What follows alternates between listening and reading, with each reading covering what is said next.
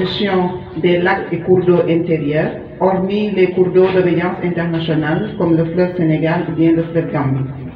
L'OLAC aussi, hormis cette gestion rationnelle des ressources en eau, l'OLAC se charge de la maîtrise d'ouvrage, de la maîtrise d'œuvre des aménagements au niveau des plans d'eau.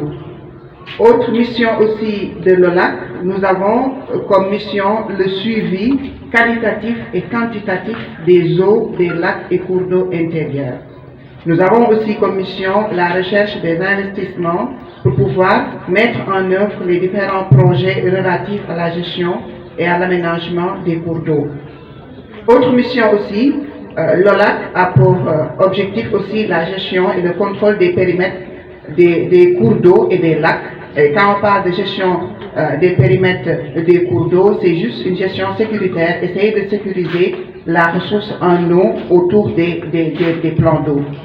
Autre mission, l'OLAC aussi gère la gestion et l'exploitation des plantes aquatiques.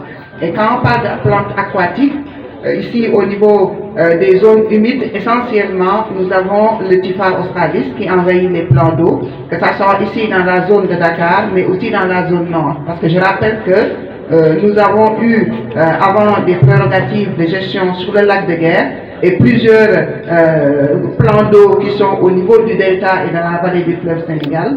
Et aujourd'hui, avec les nouvelles orientations de nos autorités, on a une autre vision par rapport à la gestion intégrée des ressources en eau.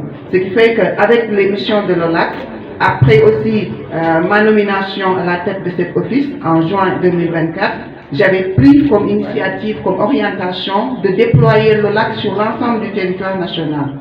Déjà, nous sommes au nord, nous sommes aussi au centre. Je rappelle que nous sommes dans le bassin arachidier parce que nous avons pas mal de projets dans cette zone de mobilisation des ressources en eau sur le Namijar-Bolon, on a sur le Bao-Bolon, sur le Djikoy, on est sur les lacs de Bakel, on a pas mal de projets un peu partout sur le territoire national. Et là aussi, on a une autre stratégie de déploiement dans la zone de Dakar. L'OLAC a développé un projet d'aménagement et de gestion des lacs urbains. C'est ce qui a motivé notre visite aujourd'hui au niveau des Maristes. Et aujourd'hui, je suis avec une délégation composée d'ingénieurs hydrauliciens, d'hydrologues, d'aménagistes, mais aussi des spécialistes en environnement. Parce que je rappelle que quand on gère un écosystème, il y a plusieurs aspects qu'on doit prendre en compte. Donc ces aspects, hormis l'hydraulicité des cours d'eau, il y a des aspects paysagers, des aspects environnementaux. Aujourd'hui aussi, nous sommes ici au niveau des Maristes. Avant même d'aller sur le terrain, j'ai jugé nécessaire d'abord de recueillir les informations venant des populations. C'est une approche participative, mais aussi c'est une approche qui permet un peu de faire le diagnostic.